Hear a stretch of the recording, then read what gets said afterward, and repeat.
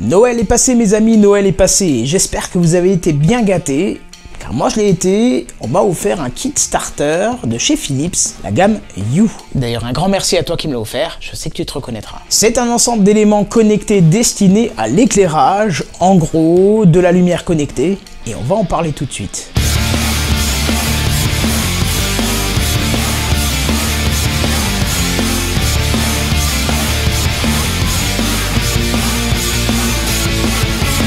Alors que propose la gamme Philips Hue? Deux éléments principaux, une ampoule couleur, une ampoule blanche, de format GU10 ou E27. Une bande LED nommée Light Stripe, des plafonniers, des lampes à suspension, des lampes à poser et encore des spots. Un détecteur de mouvement basé sur la captation de lumière, ce qui vous permettra de le mettre dans votre couloir et de n'allumer la lumière que lorsque vous passez, ainsi qu'une télécommande avec variateur. Ah oui, et j'allais oublier, il y a un petit tap switch qui vous permettra de définir vos scénarios, mais ça, on en parlera tout à l'heure. Le tout marche avec un pont central qui communique avec les éléments via le protocole Zigbee Light Link, qui est un protocole de communication comme le Bluetooth, mais qui a l'avantage de consommer beaucoup moins et d'être un réseau maillé, ce qui est très important parce que si vous avez une ampoule qui est trop loin du pont, elle pourra quand même communiquer avec le pont via une ampoule qui est à distance intermédiaire. Et ça, c'est vachement pratique pour ne pas avoir besoin de rajouter des ponts, simplement parce que la dernière ampoule est beaucoup trop loin du pont. Il est possible de connecter 50 ampoules et accessoires sur le pont et il est parfaitement compatible avec Nest, le protocole de domotique de chez Google, ainsi que HomeKit qui est le protocole de domotique de chez Apple, ce qui le rend parfaitement compatible avec Siri. Je suppose que c'est la même chose pour Google, mais comme je n'ai pas testé, je ne peux pas l'affirmer. Alors moi pour l'instant je ne possède que quelques ampoules blanches et une ampoule couleur et un variateur, mais ça reste tout de même intéressant. Parce que je vous entends déjà me dire de loin, oui, s'il faut sortir son smartphone, à chaque fois qu'il faut allumer une lumière, c'est pas intéressant, tout ça, et je vous comprends. Donc car bien sûr l'intérêt c'est de pouvoir programmer vos scénarios selon vos besoins et vos envies. Par exemple, moi j'ai programmé un scénario qui allume une veilleuse dès que le soleil se couche. Ça paraît con comme ça paraît complètement inutile, mais lorsque vous avez un animal de compagnie et que vous êtes au travail, ça paraît intéressant de l'allumer quand vous n'êtes pas à domicile. Ou encore j'ai un autre scénario qui me permet de dire à Siri on va aller au lit et qui va couper toutes les ampoules de la maison, sauf celle de la chambre, qu'elle va allumer, mais de manière douce. Oui, parce que vous l'avez compris, on peut parfaitement dire à Siri ce que l'on veut, ça fait le relais avec le pont, et ça fait exactement ce que vous lui dites. J'ai aussi lié mon éclairage à mon application de tracking de sommeil qui s'appelle Sleep Cycle, et qui va me permettre, lorsque je me couche et que je lance le tracking de mon sommeil, donc quand je décide de dormir, d'éteindre toutes les lampes de la maison. Pareil au petit matin lorsque l'application détecte quelques mouvements et donc estime que je vais bientôt me réveiller, bien sûr selon l'heure que j'ai prédéfinie de mon réveil, va, selon un laps de temps que j'ai défini à l'avance, augmenter progressivement la lumière dans ma chambre. Et je peux vous dire que quand on a des petits problèmes pour se réveiller, c'est juste nickel. Encore plus fort, il est possible de lier l'application à votre GPS, c'est-à-dire que il est possible de lui dire que lorsque vous quittez votre appartement ou votre maison, il coupe toutes les ampoules de votre habitat. Voilà, j'ai encore d'autres scénarios en place, mais ils sont un petit peu plus anecdotiques et je vais pas tous vous les lister ici. Par contre, il me semble important de préciser que tout est parfaitement compatible avec IFTTT, le service en ligne If This Then That, qui permet de créer des chaînages automatiques entre différents services, dont les Philips Hue. Et cela permet de réaliser des actions complètement inutiles, donc indispensables, et je vais vous en lister quelques-unes. Par exemple, il est parfaitement possible de changer la couleur de votre habitat en fonction de la météo. Inutile, donc indispensable. Il est aussi possible de faire clignoter une, voire deux, voire 10 ampoules si on vous envoie un mail, si on vous mentionne sur Twitter ou sur Facebook. Inutile, donc indispensable. Il est aussi possible de changer la lumière d'une des ampoules de manière aléatoire à chaque nouvelle heure. Inutile, donc indispensable. Il est parfaitement possible d'envisager que le jour de la Saint-Valentin, tout votre appartement se colore en rose. Inutile, donc indispensable. Et il est encore possible par exemple de faire clignoter de manière complètement aléatoire vos ampoules de votre appartement. Inutile, donc indispensable. Et il est aussi possible d'interagir avec vos ampoules directement avec votre Pebble. Et là par contre, c'est complètement indispensable. Bref, vous avez compris, il n'y a pas forcément de limitation au système, la seule limitation, c'est votre imagination. Si vous n'avez pas à votre domicile d'Apple TV ou d'iPad dernière génération, il est théoriquement impossible de communiquer via l'extérieur avec HomeKit. Par contre, il est parfaitement possible d'interagir avec le pont directement grâce à l'interface web de Philips. Inconvénient, on en reparlera tout à la fin, il est impossible d'accéder à vos scénarios via cette interface ou de fixer l'éclairage de vos ampoules, par exemple à 50%, 75%, 25%, ce que vous voulez. Voilà pour la partie extérieure, on va passer aux 3 voire 4 applications mobiles que j'utilise en ce moment pour commander mes Philips Hue et on se retrouve juste après. Voilà, comme promis, on se retrouve directement sur le smartphone où je vais vous présenter 4 applications si on veut, avec une partie intégration au système. Vous allez voir, c'est plutôt sympathique. On va commencer par l'application Philips Hue, qui est l'application de base native, celle où vous allez devoir commencer à régler les choses. Donc voilà, on va faire les éléments par élément. On va aller tout de suite dans les paramètres, on va se mettre dans la configuration, on n'a rien, vous voyez qu'il faut régler le bridge. Le bridge, vous le rajoutez en scannant le petit code barre qui est juste derrière, donc je ne vais pas le faire puisque je l'ai déjà. Et là, vous allez pouvoir configurer toutes les pièces. Et ce qui est bien, c'est que si vous avez déjà rentré les lumières que vous rentrez ici, vous allez pouvoir les rajouter directement dans les pièces. Alors moi, j'ai impossible d'établir le lien parce que pour le tournage des vidéos, j'ai débranché certaines ampoules. Configuration des accessoires, c'est comme je vous avais dit, la télécommande, vous l'avez vu dans le truc précédent. Et vous avez aussi...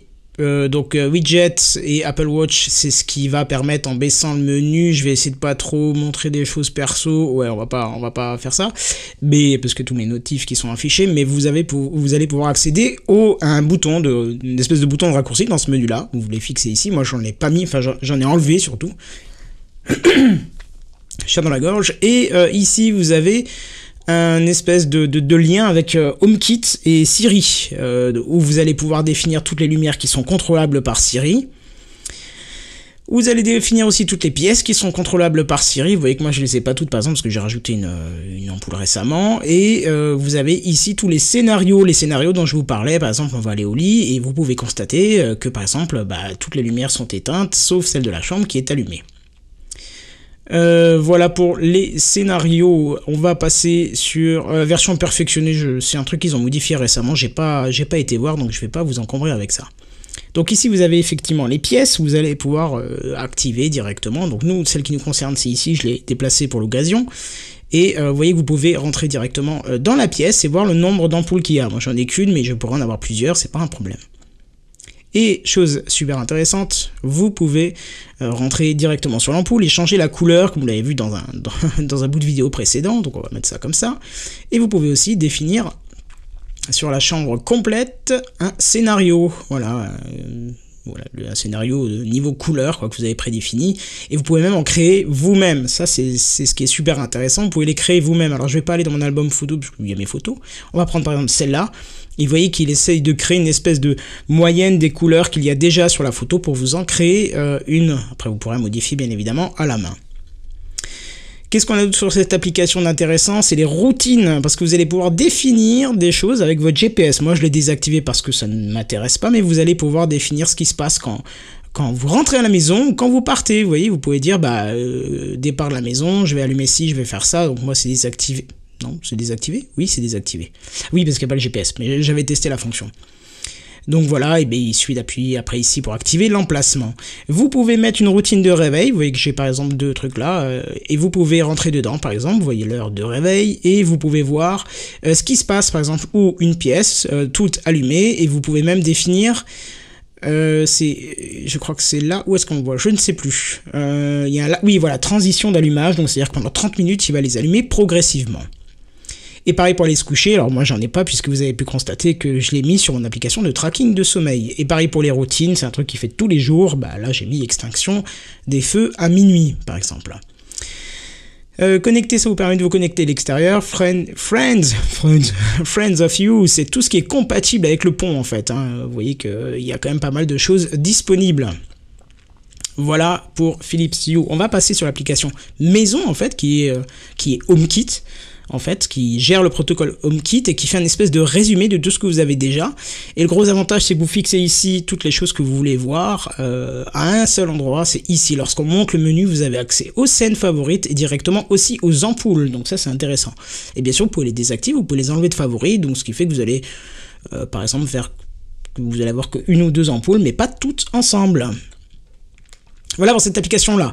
Qu'est-ce qu'on a encore? On a encore deux autres applications. Alors Eve, j'aime beaucoup. Je l'ai testé sur une recommandation parce que il y a quelque chose de très intéressant avec Eve, c'est que c'est de chez Elgato, donc une marque entre guillemets concurrente, mais qui elle aussi propose des objets connectés et du coup vous allez pouvoir tout interfacer à l'intérieur de ça. C'est un espèce de serveur de domotique sur smartphone. Je vous parlerai peut-être un jour d'un autre serveur de domotique qui s'installe sur un Raspberry Pi, sur un NAS ou même sur un serveur dédié, hein, ou même sur Windows, je crois qu'on peut avoir ça. Mais là, en tout cas, vous avez tout qui est ici et vous avez quelque chose de super intéressant. Alors, où est-ce que c'est encore? Je ne sais plus. Je crois que c'est dans Scénario. Ajouter un scénario, ajouter des actions, vous allez pouvoir dire par exemple l'alimentation là, le machin, bon ça reste similaire mais il y avait un truc qui était drôle, où est-ce que c'est? Je crois que c'est dans règles, ouais voilà, dans règles, ajouter une règle et vous pouvez choisir des déclencheurs, par exemple je sais pas moi, chambre, si celle-là elle est allumée, vous pouvez dire spécifique, on-off, voilà, ajouter, nouveau, oui voilà, activer, nouveau déclencheur de valeur, vous pouvez définir la saturation et ainsi de suite. C'est très très complet et vous pouvez mettre des choses très complexes en place. C'est ce que je viens de dire 2 fois, mais c'est pas grave. Voilà pour l'application Eve aussi. Alors vous avez pu voir du coup que toutes ces applications elles fixent de la lumière, mais c'est statique, on n'a pas de variation, alors qu'on a une ampoule qui permet de le faire. Et pour ça on va prendre Home Switch. Qu'est-ce que je raconte? One Switch, pardon. Vous allez avoir un espèce de panel de choix à faire, comme ça, enfin de sélection, je trouve pas mes mots, de chaînage, comme ça. Par exemple, vous voyez, vous pouvez choisir rapide multicouleur, à savoir qu'en cliquant ici, vous définissez ce que vous voulez contrôler. Nous, on va rester sur l'ampoule en question. On peut mettre standard, par exemple, une lumière un peu chaude. On peut simuler l'allumage d'un néon, ça c'est très drôle ça. On a le système bougie et sur la partie album vous avez plein de possibilités. Alors c'est une application gratuite mais qui a des options payantes, enfin des packs à acheter. Ça c'est un petit peu dommage parce qu'ils sont très chers, hein. Vous pouvez voir par exemple ici que si je prends ça, vous voyez, c'est bon, là c'est 99 centimes mais il y en a d'autres qui sont carrément plus chers, donc je vous ai pas trouvé le bon exemple, mais c'est pas très grave. Vous voyez par exemple ici, si je voulais tous les avoir, ça coûte très cher, surtout par exemple pour l'option feu qui simule un feu. Enfin l'ambiance d'une cheminée plutôt, ça reste assez cher quand même. Je voulais vous en montrer un en particulier parce que c'était assez drôle. Il est où? Il est dans... Non, il est dans Colorflow. Voilà, celui-là il me fait marrer. Parce que là on voit bien l'action que peut avoir l'application sur les ampoules. Vous voyez que c'est quand même assez rapide, assez instantané, hein, la réponse. Hein. On n'est pas du tout dans quelque chose qui va mettre quelques secondes à se mettre en route, non, c'est pratiquement instantané. Il y a quoi? Il y a une demi-seconde de décalage qui est, pour allumer la lumière parfaitement, parfaitement envisageable, hein, on va pas se mentir. Voilà, on a fait un petit peu le tour de ces 4 applications avec leur intégration directement dans HomeKit, et ça c'est vraiment bien, puisque vous allez pouvoir vraiment tout contrôler d'ici. Vous n'aurez pas besoin de lancer les applications, juste monter le menu là, et puis vous avez accès à vos scénarios et à vos accessoires, en sachant que vous pouvez bien sûr les enlever. Si par exemple vous les utilisez peu, vous n'êtes pas obligé de les afficher là aussi. Voilà, je crois qu'on a fait le tour côté logiciel. On va se retrouver d'ici quelques secondes pour la conclusion.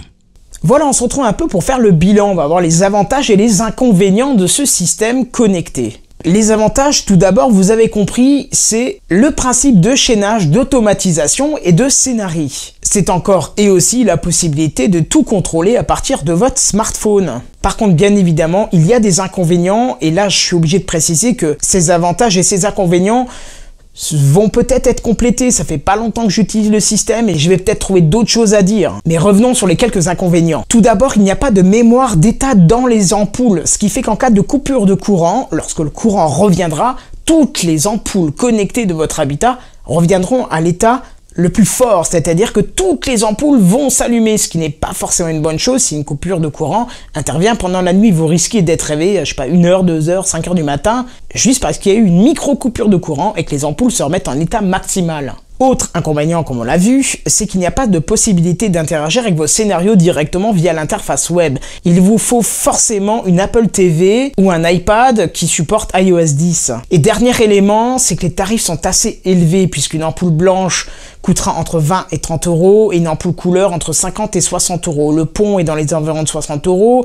le détecteur, il y en a pour 25-30 euros, le variateur, c'est 25-30 euros. C'est vraiment, je trouve, pas abordable pour équiper entièrement son appartement. Voilà, avec mon faible retour, je pense qu'on a fait le tour de ma question, si je puis dire, parce que c'est pas peut-être la manière dont vous allez utiliser ce système. En tout cas, je trouve que c'est très bien, surtout grâce à ces scénarios. Voilà, cette vidéo est dorénavant terminée. Juste avant de passer à la toute dernière conclusion, je voudrais remercier quelqu'un qui ne regardera certainement jamais cette vidéo. Je voudrais remercier Cédric Bonnet, qui est un podcasteur et qui fait partie de la chaîne Geeking, parce qu'il en a parlé récemment et qui m'a donné tout un tas d'idées de scénarii, d'interactions et ainsi de suite avec d'autres éléments connectés via des plateformes de domotique dont je pourrais peut-être vous parler plus tard. Mais en tout cas, n'hésitez pas à l'écouter. Il a fait une intervention sur le rendez-vous tech de Patrick Béja. Ils ont fait un épisode complet sur la domotique et c'était hyper intéressant et ça m'a motivé, même si j'avais déjà le starter kit, à trouver peut-être d'autres moyens de créer mes scénarios, donc c'était intéressant. N'hésitez pas à aller écouter. Voilà, si cette vidéo vous a plu, n'hésitez pas à mettre un pouce vers le haut. Déjà, moi, ça me dit que vous aimez bien. N'hésitez pas non plus à partager cette vidéo, parce que j'ai vu que de nouvelles personnes arrivent sur la chaîne, découvrent ce nouveau format, cette nouvelle expérimentation de vidéos, et apprécient beaucoup.